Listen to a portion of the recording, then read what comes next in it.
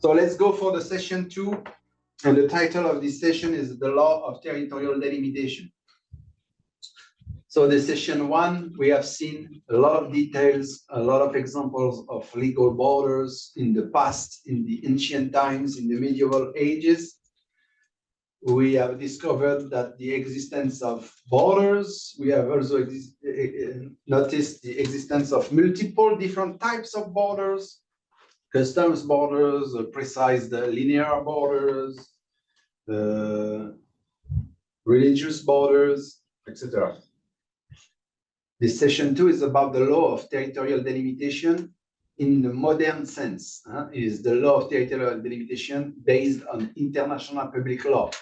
It means it's the law which is used by the states, by the governments, by all the diplomats, and by the judges, by the international judges, to understand what is law and what is territorial delimitation. So we are still in the dominant system. Is a presentation of how it works today in relation with the modern system of borders, modern system of territorial delimitation.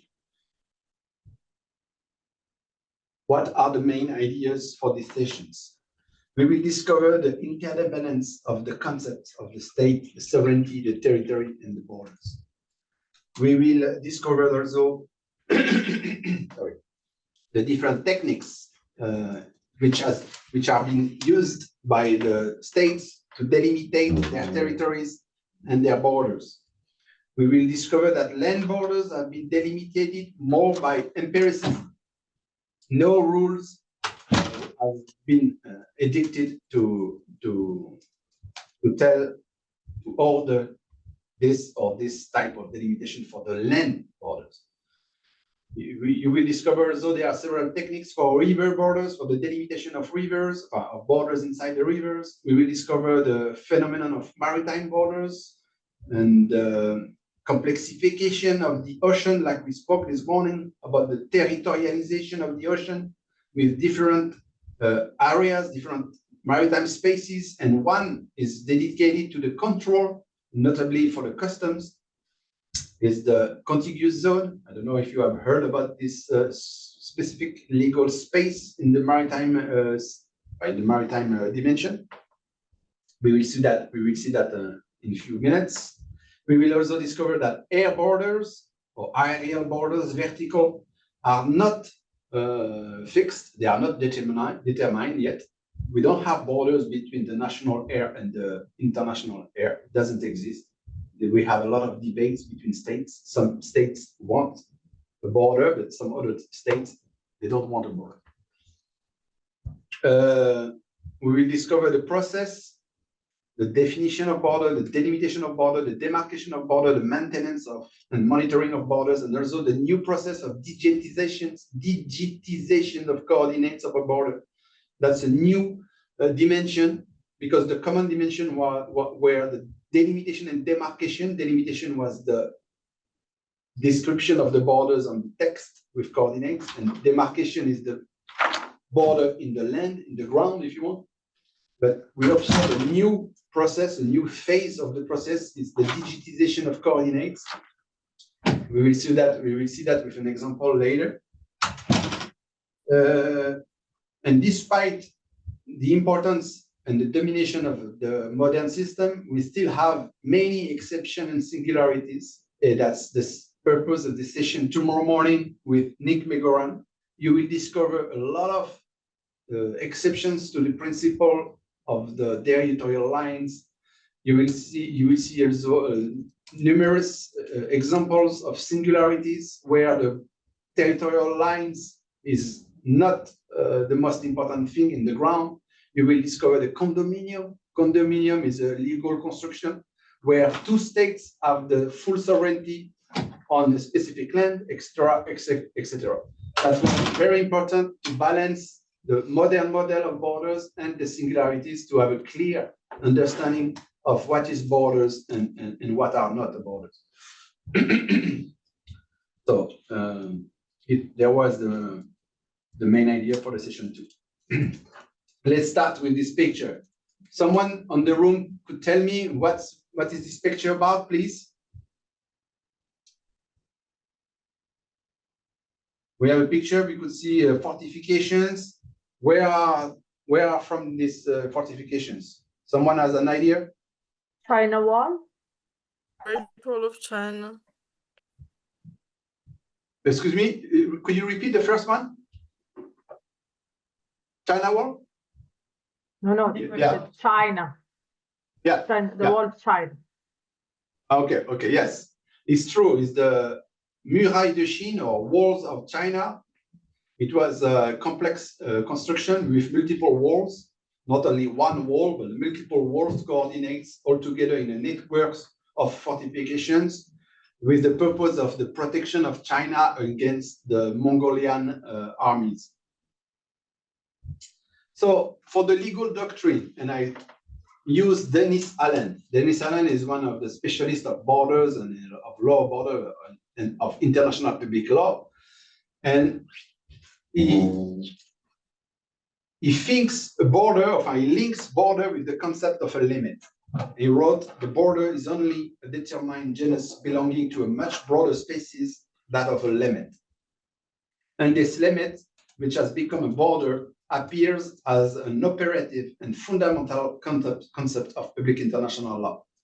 So for the legal scholars, for the legal specialists, the top of the legal specialists of borders and of international public law, borders is just a limit, is a type of limit. Of course, it's a specific limit, as we will see. To understand what is a border in the current state of knowledge, we need to understand what is a state, what is a territory, and what is sovereignty.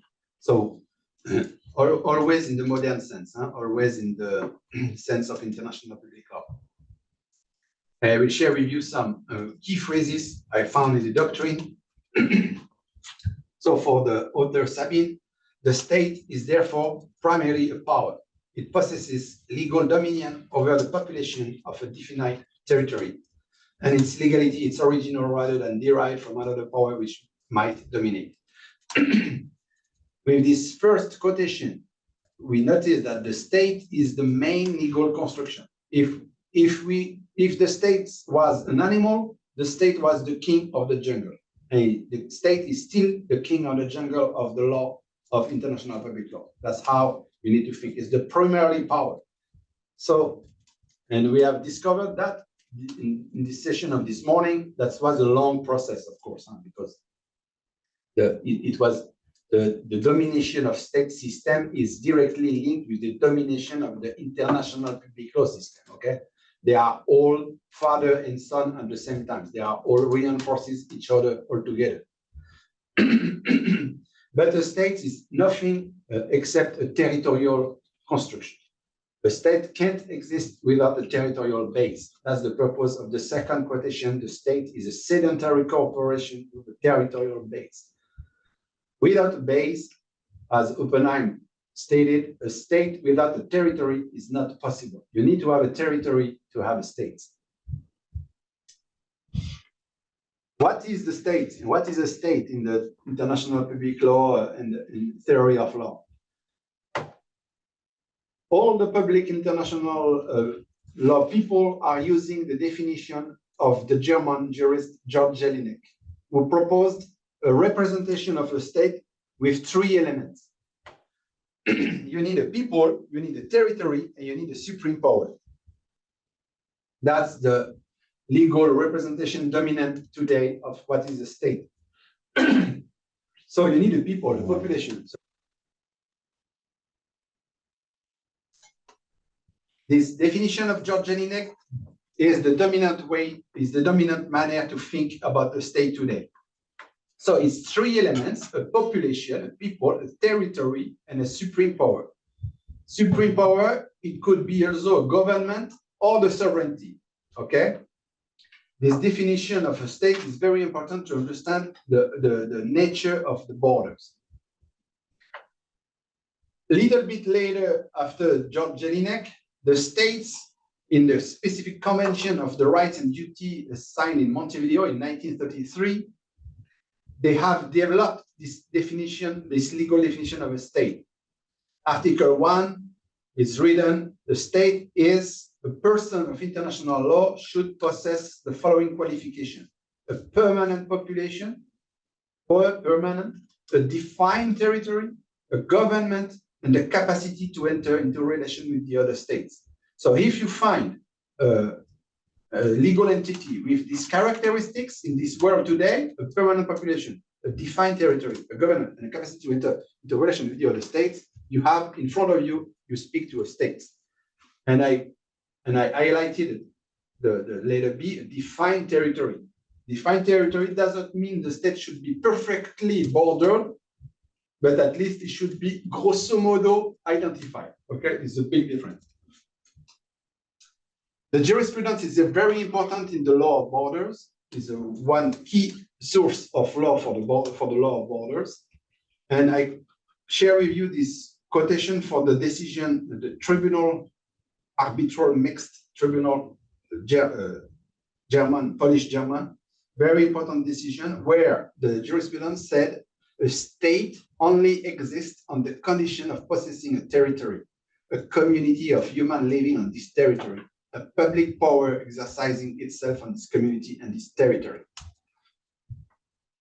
We don't have a word of borders here, but you could understand the link between the construction of the state, the construction of the territory, the construction of the community, and the needs of the construction of borders.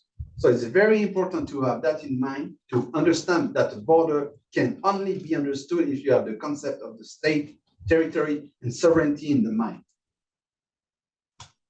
What is a territory for the international public law? And I could ask you, do you think, dear students, do you think a territory is a surface? Or do you think a territory is a three-dimension space? What do you think? Do you think it's just a soil, a surface of the soil? Or do you think it's a more space with 3 dimensions? And do you include in the territory the terrestrial, the maritime, or you just reserve the terrestrial? Do you have ideas, please? Don't hesitate to interact with me about what do you think is a territory. And I repeat my question. Do you think a territory is just a surface, just the top of the soil? Or do you think it's a space with 3 dimension, with a terrestrial dimension, air dimension, or maritime dimension? Do we think it's more volume than a surface? What do you think? A question for the students. It's written on the slide, but you need to explain me what you think that. Yes, Sean?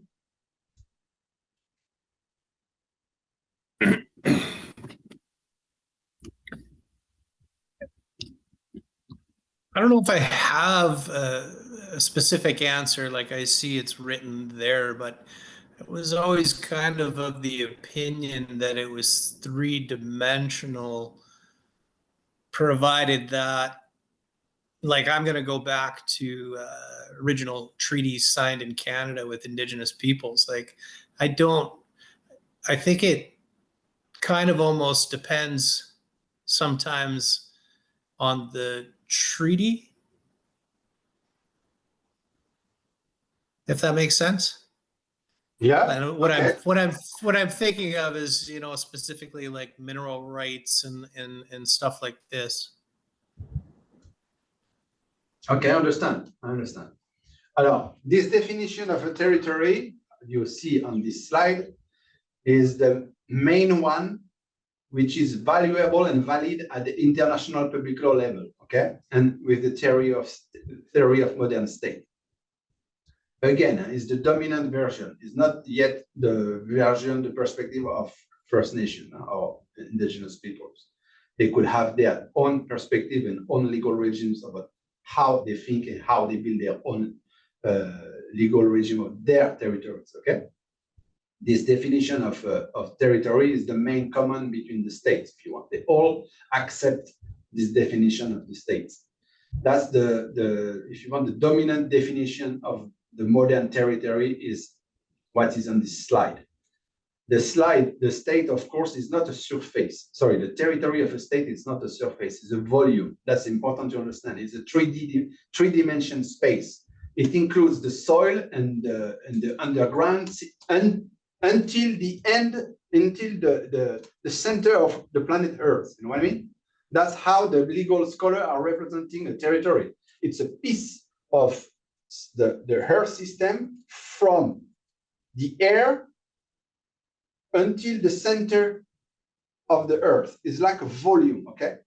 And the details, it includes land surfaces, all the islands on their territorial sea, all the rocks on these seas, low tide elevation. Of course, it includes also the variation of the sea. It includes all the water courses, all the rivers inside the territories are part of the territories. It includes the maritime area. In maritime area, we will see different spaces. The territorial sea, the internal waters, the historic water, and the archipelagic waters are all part of the territory. They are not terrestrial, they are maritime, but they are part of the territory, okay? We don't have to confuse between territorial and terrestrial, it's different. And it includes also the airspace, but as I said this morning, with the limit, we don't know where is the limit of the airspace, vertically, and also the subsoil, and the subsoil, I just said, until the center of Earth. So, of course, territory in the legal sense is not a surface, it's a three-dimensional space, as this author, Louis Delves, wrote in 1930. But we have different analysis of what is a state. That's very important to have that in mind. You have a dominant definition of what is a state, but the definition of a state has evolved and multiple currents have emerged to define the state territory of the state. And we have, among them, we have the territory subject. It was the territory of the king and of the god we saw this morning. The state was the god was the king, the state was the king. You know what I mean? It was a personified territory in the shape of a human being or a god being. This territory, this theory of the territory subject is not anymore valid in the modern era. It was still valid in the medieval age when the king sometimes were thinking that his territory was his own property, but it's not anymore the case in the international modern law. So another theory, the theory object, like territory as a state property.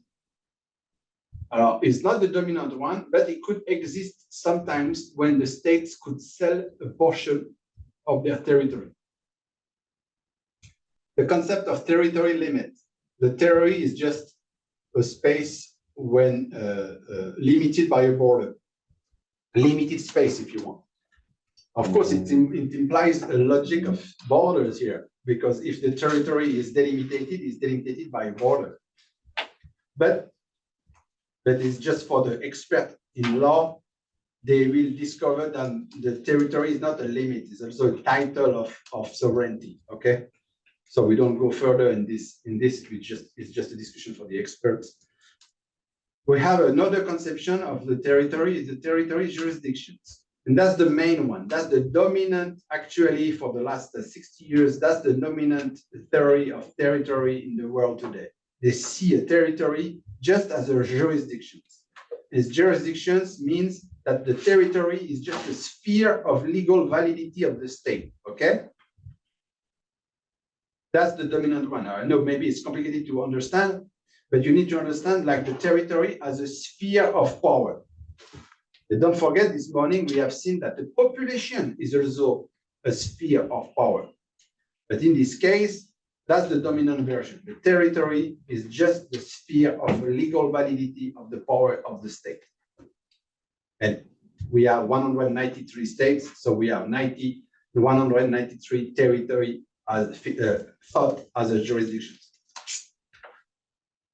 That's the dominant concept of a territory. And it implies a conception of the borders as a limit of the sphere of legal validity. When you cross this border, you change the state, You change the jurisdiction, so you change the legal validity of yourself. You know what I mean? What are the relations between the territory and the sovereignty?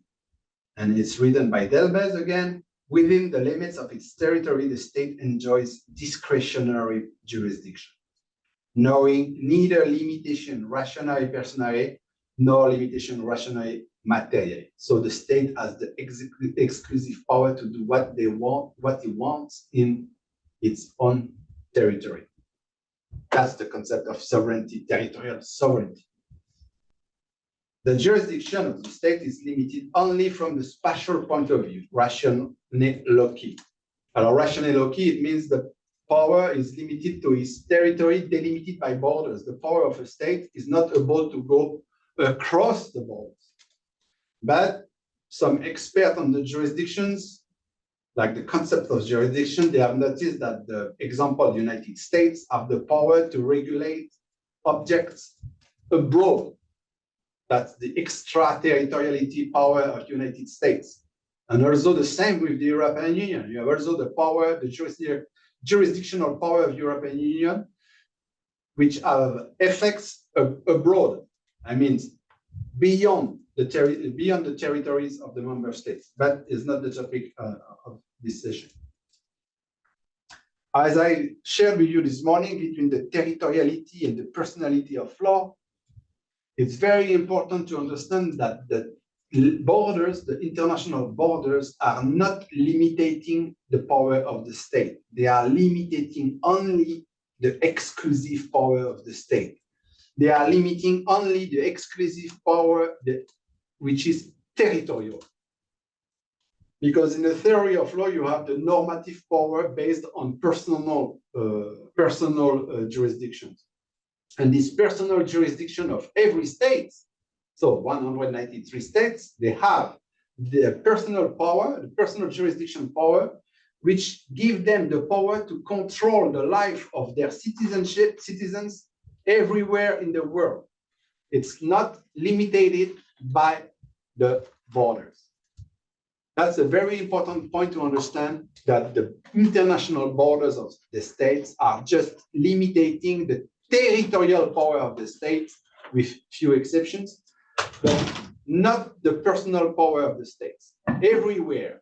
Example, me, I'm in Canada right now, but I have a French citizenship. The state of France could reach me by his personal power, by his jurisdictional personal power, even though I'm in Canada. But they can't force me to do with the police of France, of course. You know, that's the enforcement power, and the enforcement power is limited to the state where you live. Okay, that's very interesting to understand that. Very important to understand the differences between territorial jurisdiction and which is limited in a territory which is limited by the border, and the personal jurisdiction, which is not at all limited by the international borders. So what are the processes to delimitate borders? 3 types of operation: the attribution of a title, the attribution of a territory, if you want, the delimitation of this territory, and the demarcation of this territory. So the definition attribution phase is based on territorial titles and aims to identify the sovereign in a specific space. It works specifically during conflicts. They need to prove which state has the territorial title for this space. You have the phase of the delimitation. The delimitation is always in treaties where you have the coordinates of each point of the delimitation. And you have the demarcation. The demarcation is the process on the ground, when you have some representative of the government who are sharing this border, who are able to put on the ground different markers, okay? And now we have a new phase. I have identified this new phase in some treaties recently, a new phase of digitizations. Every border marker, which with the role of marking the delimitation are now digitized as coordinates in a database. So it's a new version of delimitation of the borders. Now they are also in a digitized forms. What are the territorial border, the relation between the territorial border and the sovereignty? And we have an example from the International Court of Justice when where the judges have said that the fundamental legal concept of state sovereignty extends to the internal waters and the international territorial sea of any state, as well as the airspace above its territory. So it means where the state has territorial sovereignty, it's the territory of the state. Where the state has no territorial sovereignty, it means it's not the territory of the state. And we will see these little subtleties with the maritime spaces. You will see the difference between space where the state have the full capacity, the full exclusivity, and spaces where the state have no full capacity, and it means it's not their territory. That's very important to understand, and I think for customs officer, it's very important to understand where you could act with the full sovereignty of the state and where you can't act with the legitimacy or the basis, the legal basis of full, the full sovereignty. Sorry. Other legal definitions from the International Court of Justice. A border marks the separation of state sovereignties as much on the Earth's surface as in the subsoil and atmospheric space. Is a consecration of the theory of three-dimension territory. It's written by the law. It's in the jurisprudence of International Court of Justice. It's not a speculation of some authors, you know. It's written in the jurisprudence, international jurisprudence. Little bit in 1994, the International Court of Justice said to define a territory means to define its borders. So with all this quotation, you realize the intertwinedness between the concept of state, sovereignty, territory, and borders. They are very a node of concept intertwined all together. What the definition of states needs the definition of borders, which needs the definition of territory, which needs the definition of territorial sovereignty. These four concepts: state, territorial sovereignty or sovereignty, meanings exclusive power, plus borders, are all intertwined as a legal complex construction. But what are the juridical functions of borders? I love this quote from Catherine Schneider, a legal specialist in France, was a specialist in border France and Switzerland. She wrote that in her thesis. The legal function of the border is interpreted, first of all, as the separation between two nation-state systems, between two sovereignties with different legal systems. In a short phrase, he has written the essential. I mean, we don't speak about anymore only of state, we speak about nation-state systems, and we don't speak about sovereignties only, we speak about sovereignties with different legal systems. Of course, across borders, and besides every borders, you have different legal systems. And that's an important point. Every states are different. So it implies a border which is different depending every state. Okay, so in a nutshell, the major legal functions of the borders through the dominant modern framework is to delimit legally and spatially sovereignties, but specifically territorialized sovereignties. Remember, not the personal power of the states. So they just delimitate the core, the most important elements of the political power. At the same time, they separate the spaces which constitute the territory of a state and which are subject to its jurisdictions, executive and coercive power from the territory of another state. Imagine I'm in Canada and I'm going to visit a friend in the United States. But unfortunately, I have an accident in the United States and I kill someone by accident. How it will work the relations of the law between my French citizenship, the country where I live, and the country I visited. All these relations of jurisdictional powers are well established in the legal theory, and they use the conflict of jurisdictions to solve these problems. Okay, so it's a well-known branch of law which is very useful to regulate, to solve these complex problems when you have a complex situation on 2 or 3 states or maybe more. The territorial delimitation in the dominant modern framework are protected and very sanctified. You can't move a border without having strong consequences on your life. Of course, you have exceptions, and all the exceptions are the wars. Okay, the wars we are facing today in this world are the exception of the respect of these 3 protective legal principles. But in a nutshell, in the big majority of cases, these borders, this territorial delimitation are respected. So we have one principle, is the territorial integrity. What it means, the territorial integrity, is that the national territory is protected against any attacks or invasions. Another principle, the inviolability of borders. It means no army could cross the border without the authorization of the states concerned, okay? And you have a third principle, legal principle, is the intangibility of borders. The borders can't be modified by force. They need to have a legal agreement to change the location of the borders. Where is from this distinction between delimitation and demarcation?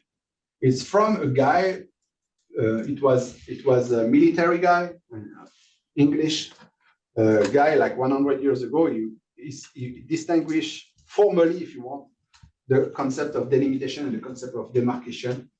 And he wrote in the note and footnote, I first made use of these definitions in a lecture given to a military institute at Woolwich about 1897. And Lord Curzon is another military guy, paid me the compliment of adopting them in the Romance lecture of Oxford in 1907. I spoke a few minutes earlier about digitization of borders, and I would like to share an example, a practical and legal example of digitization of borders. It's from the treaty concluded between France and the Principality of Andorra. Andorra is a very small country between France and Spain, located in the mountains of the Pyrenees. And one article on this treaty shares with us that a list of 6,400 points is not only 3 markers, it's not 100 markers, it's not only 600 markers, it's 6,400 points digitized. And that's their common border, actually. So it means the border now are not only a delimitation on the map, they are not only a demarcation on the ground, but they are also a reference digitized points, like 6,400 points digitized as the new coordinates of a border. Imagine the precisions. Imagine how now we are far from to put a simple marker in the ground to delimit, to separate one country and another country. But it's another problem now with these digitizations. The people of every country should agree. They need to agree on where are these 6,000 points. You know what I mean? There's another issues which is coming with this exigence of digitized border. So how we delimitate borders in the land? Most often, the border in the land are fixed by mutual agreement. It could be, remember, conventional, or it could be custom with the habit. It exists, and I give you this example of a custom border. I repeat, that it's not custom agent, it's the custom as an habit, which has force of law. The border between Andorra, this small country, and France has never been delimited for 1,000 years. But they had a custom border accepted by France and accepted by Andorra without delimitation and without demarcation on the ground. That's a custom border. That's an example of a custom border. And I'm sure this custom border exists. We could find a lot of examples in the world of custom borders and not conventional borders. So we have different geography. Of course, we have mountains, and the delimitation on the mountains are used by different techniques. You could delimitate the border in the mountains by the crest line of the highest mountains. I know Paola could tell us a bit about that because she wrote a nice article about the borders of the summit of the Mont Blanc, or the summit of the mountain between Italy and France. So she could share with us in 1 minute what she will think about that. The border, yeah, later, okay. No, I was simply saying that it is a long time and never-ending dispute, never-ending. Thank you, Paola. So the other techniques to delimitate borders in the mountains, you have the watershed line, you have the line of the foot of the mountains, and you have the valley bottom lines. What are the delimitation for international rivers? If we follow the practices of the states, the practice of states, we have seen different techniques. In the navigable watercourses, the borders is delimited by a talweg. It means the navigation channel or median lines. You know what I mean? When the river is navigable by boat, the border is not, if I could have different location, it could be the talweg. The talweg is the bottom of the river when the bottom is deeper than besides, where the boat could follow this talweg. So it means the boat are following the borders if they follow the talweg. Or the median line is exactly the middle of the rivers, and the river is separated in two. But on the non-navigable watercourses, how the borders are delimited? But they could be delimited by median lines, same technique, or by the talweg. Okay, same technique, but of course it will imply different issues depending the people who are using these non-navigable watercourses. I share with you this morning about the condominium. The condominium, it means a power with two states. And we have a nice example between France and Spain about a small island in the middle of the river, which has not been able to be cut or separated. It means this little island in the middle of the river is both under the sovereignty of France and Spain. That's a condominium. Condominium is a co-sovereignty between two states. That's a very unique international legal tool, very interested to solve some problems sometimes. Okay, the rivers could be also delimited by the limit to the shore, but it means the river is accessible only by one country, so it's a little bit unfair. And of course, classical technique by astronomical and geometric lines. And you have specific problems like when you have a bridge over a river, where is the border? The border on the bridge the same than the border of a river? Where are the customs agents? The customs agents are in which side? At the start of the bridge, at the middle of the bridge, or where? That's a clear example of difficulty of regulation of customs or police control when the bridge is not, when the border and the bridge is not the same as the border and the river. And we have a clear example of that between Brazil and France. They build a bridge, and this bridge is closed, even though they wanted to accelerate and develop the commerce between the two countries. They build a bridge, but the bridge doesn't work. The people on the borderlands prefer to use the boats to cross the rivers. So let's speak now after the land delimitation about maritime delimitation. And we have a few stories here, a few theories. In the history, we have identified the mare liberum. Mare liberum is a Latin formula meaning the principle of freedom of the seas. I will ask a question of you. Do you think this principle is still the main principle today or not? We have another principle, the mare clausum. Mare clausum is the opposite of the principle of freedom, is the principle of closed ocean. It was developed by the empire of the British Empire with some legal scholars, and the British Empire, they wanted to have their own maritime empire without sharing with other countries. It's the same with Mare Lusitanorum. Moretazanorum is the same idea of the Mare clausum, but for the Portuguese, for the Portugal. But in the 18th century, the principle of freedom of seas have won the war. But at the same time, you will see later in a few minutes that the territorialization of seas is a concrete domination of the state of the oceans. So the freedom of the sea has been reduced a lot, even though it's still an existent principle.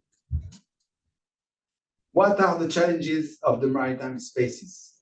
I remember someone this morning, I think it was Carabo or Nura, who spoke about the importance of natural resources of the maritime spaces. Of course, we have the importance of the fishing industry, but you have the importance of the offshore extraction of natural resources, etc.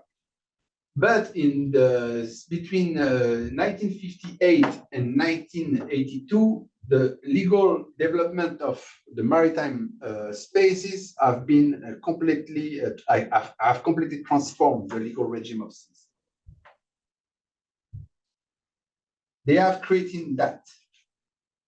In 1982, they have all the countries in the world have accepted this new law for the maritime spaces. They divided the spaces, the maritime spaces, in different blocks. So let's speak about this graph for 2 minutes. And I will ask one important question. Where is the international border on this graph? Where is it?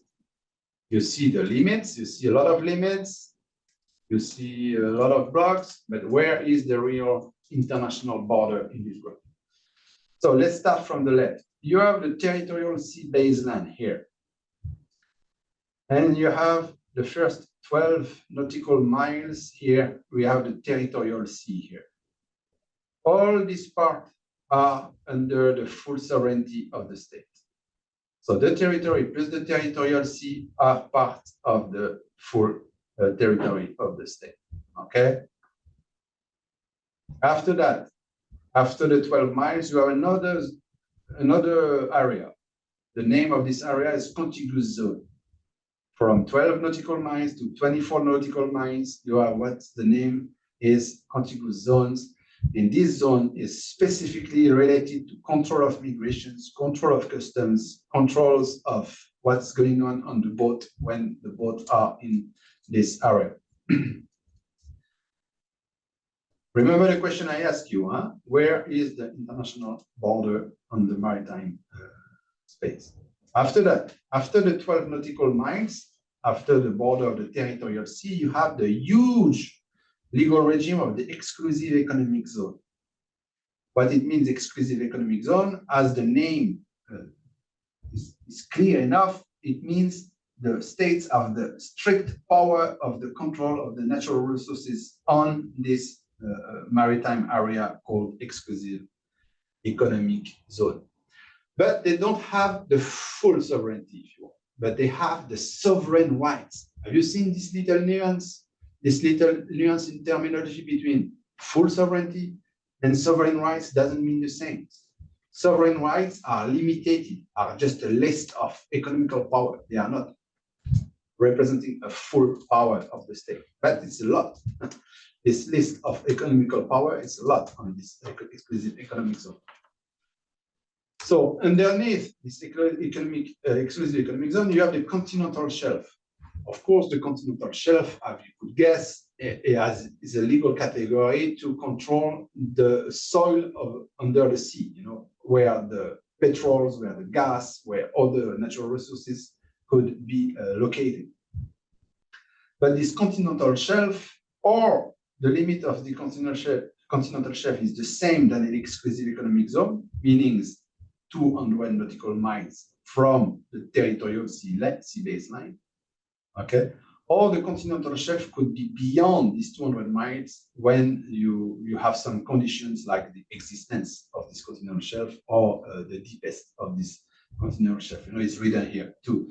Up to 350 miles from the territorial sea baseline or 100 miles beyond the 2,000 meters isobat. Okay, so it's a lot of problems today because numerous countries would like to extend their continental shelf, but when they extend their continental shelf, they reach other territories from other countries.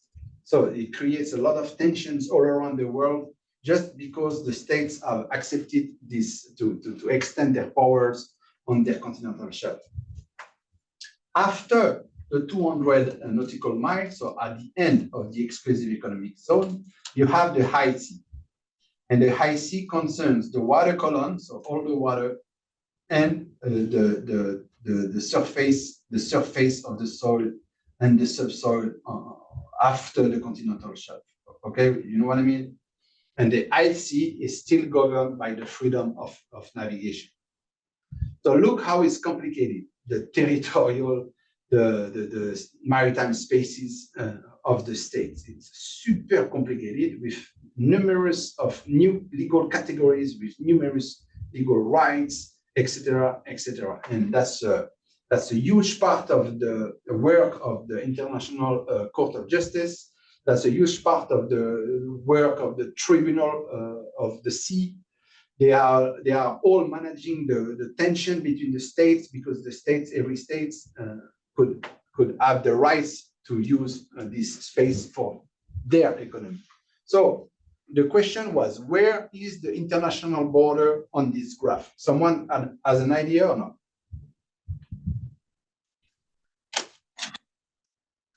Where is the international border in this complex graph?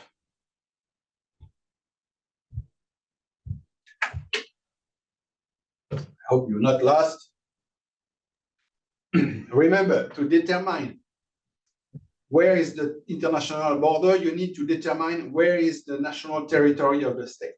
And where is the national territory of the state is where the state has the full sovereignty. So you need to determine on this graph, but where the state has the full sovereignty. More clear like that? The state has the full sovereignty on the territorial sea, on the exclusive economic zone, on the high sea, where? Is written. Is written on the bottom on the graph.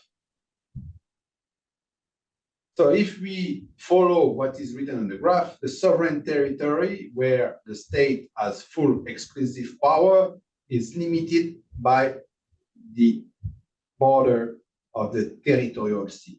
So the international border on the sea are the limits of the territorial sea because the state has the sovereign territorial power on this space. But the territorial sovereignty in the space of exclusive economic zone and on the continental shelf. They just have sovereign rights. That's the border. The international border is at the 12 nautical miles, not after. Okay, I hope it was an interesting discussions about the legal complexity of all these different types of limits and it's clear, yes, Shen, you have the floor. Well, I was just curious as to how this graphic would pertain to, say, Northern Canada and like the Northwest Territories and all the islands. Like, is this from the mainland? this rule. Like this is very cut and it's very clear. You know, if you have a defined, if you have a defined ocean front, I guess. Yeah. Do you know what I mean? Okay. Every state who have ratified the 1982 Convention of the United Nations Convention on the Law of the Sea have the right to have these categories around their territories. Okay. So Canada has a territorial sea. As Canada, all around Canada, Canada has a territorial sea, and the territorial sea is 12 nautical miles. United States have territorial sea. Every state in the world who have a connection with the sea, of course, they have a 12 nautical miles for the territorial sea, including Canada. But of course, you have a problem when the space is a little bit smaller.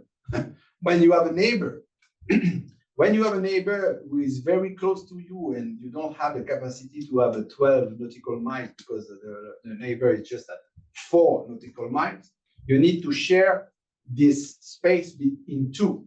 And you will use the median line between the territorial sea baseline of the neighbor and your territorial sea baseline, and you will determine the limit the line at the medium between this.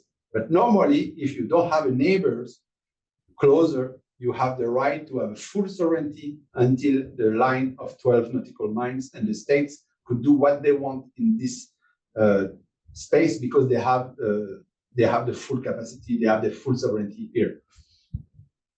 So, and maybe you will see tomorrow with singularities, or maybe just after this. Do you know, Sean, the singularity of the island between Greenland and Canada, the Whiskey War? Yes.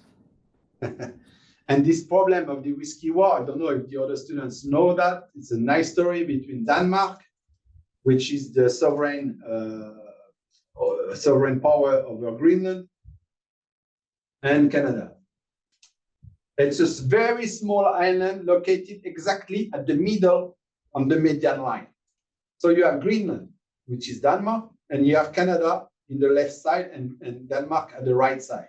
But on the small maritime space between, you have a Hans Island. The name of this island is, in the English term, it's Hans Island. And this island is located exactly at the middle of this maritime space. So how they have done that for the last 30 years, but they couldn't determine where is the border on this island. They let the island without delimitation. And they solved the problem, and because it was not delimitated, the army of Denmark was going on this island, sharing the whiskey from Denmark for sharing with the Canadian military guys. Okay, that's why it's called Whiskey War. It was like a little game between the two military system, Canada in one side and Denmark in the other side. They were putting whiskey for at the same time sharing the whiskey with the other military, but at the same time also to show their territorial power on this island. But recently, last year, Denmark, the first nation around the island, and Canada have accepted to delimitate this island in two parts. So now this island is cut in two parts, and the indigenous people from this area have the right to use this island for the purpose of hunter or for the purpose of fishing. So we have described, we don't have to go on this detail, it's the same than the graph, but with words. Just the key thing is the high seas have been very reduced a lot. Now we just have 60% of the surface of the oceans are the high seas. All the other spaces have been colonized and controlled by the power of the states.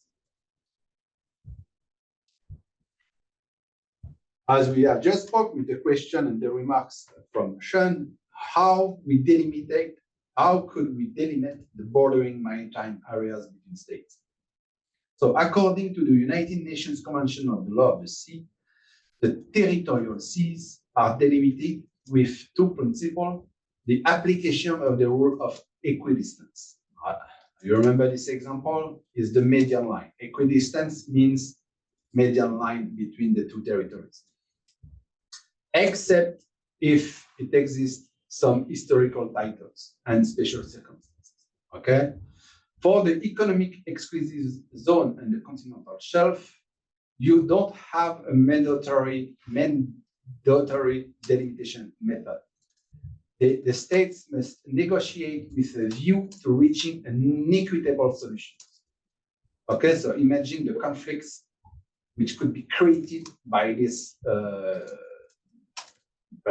research, by these research or equitable solution between the states. It's like a lot of new legal dispute about maritime borders are happening all around the world because this method of reaching an equitable solution, you need to discuss a lot between countries to reach this exigence. So the question, is it worth engaging in maritime delimitation when you see all these problems, all these difficulties, and the expensiveness of this process? So what if for the last 10 years, so it's very recent, the 15 years, the International Court of Justice summarized the current state of the law of maritime delimitation by stating for the economic exclusive zone a three-step method. So it's a very recent method to delimitate the economic exclusive zones. Okay, it's just the first time is 2009. It's three steps. The first step is choose the base points. Remember the territorial sea line and draw a median or provisional equidistance lines. Second step, examine the circumstance likely to justify an adjustment of this equidistant line. And third step, verify if this line, this delimitation has not created a disproportion between the two countries. It was a three-step method built by the International Court of Justice to delimitate maritime borders, specifically related to economic exclusive zones between states. So let's speak now about the borders in the air. As I have said this morning, you don't have borders between the national air and the international air because it's physically impossible to find something like a property, a natural element, which helps the state to figure it out where it could be the border between the airspace and the outer space. Okay, but we have two spaces, the national space and the outer space, but we don't know where is the limit between the two. So we know since 1944, since the convention, Chicago Conventions, that every state has complete and exclusive sovereignty over the airspace above its territory. So it's up to 20 kilometers. This full sovereignty of the states on the air is also valid above the territorial sea. Okay. Every flights, every airplanes which are crossing the vertical borders of the state should receive an authorization from the National Agency of the Air Navigation. We have a national space. The states are controlling their national space, and they are controlling every airplanes who are entering in their space. But the outer space, in French, espace extra-atmospheric. The outer space, it exists a legal principle of non-appropriation. You can't have a state who decides the moon is for me. This space, this, I don't know, remember the scientific name for the different layers of atmospheres, but no states could say this atmosphere is for him. It's forbidden because they have a principle well established for the last 50 years of non-appropriation. It's a lot of questions, a lot of legal questions. The satellites, where are they? Which states are responsible for the international station? Which states are responsible if you have a debris, like a debris of the international station or a debris from a satellite who are crashing, who are destroying an airplane. It's a lot of questions, legal questions about responsibility. And we could notice in this topic of airspace and outer space, some new issues and private issues with, example, the Elon Musk activities. We could have the problem to see the weaponization of space, like with surveillance satellites and with Elon Musk companies, like the commercial use of space possible. I remember maybe it was last year or 2 years ago, first private custom visited the space through the Elon Musk company, but I don't remember exactly when. China has elaborated a defense air zone, or no airplane could cross. And also another concept of prohibited zone, a French example, has used this legal regime of prohibited zone. So it's like a specific space in the air to forbid England and US to cross the air territory of France.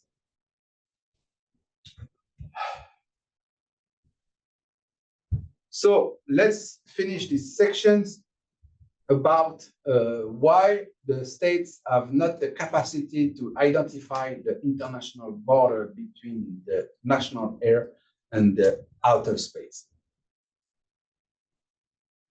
You will discover that's a super huge debate between governments. A lot of states have decided that they don't need a borders. We don't need a border between the national space and the international space. It's working well like that, and we don't need borders. But some other states are completely the opposite, that they want their border in the air. So nothing is fixed. It's still in debate. An example, we share with you the position of the United States. The position of the United States continues to be that defining or delimiting outer space is not necessary. No legal or practical problems have arisen in the absence of such a definition. On the contrary, the differing legal regimes applicable in respect of airspace and outer space have operated very well in their respective spheres. The lack of definition or delimitation of outer space has not impeded the development of activities in these spheres. That's the US position. They don't want the delimitation. They think everything works well enough. We don't need to have the challenge to fix the delimitation. So it's an international border between the airspace and the outer space. But it's not the same for Thailand. Thailand chose a diplomatic position completely reversed than the US position. Thailand has always maintained that this is a classic legal issue that urgently needs to be clarified. Any uncertainty in this area can have a decisive impact on the sovereignty. It's therefore necessary in terms of defining and delimiting outer space to set out clear criteria to determine where is the international border and if we need an international border between the national air and the outer space.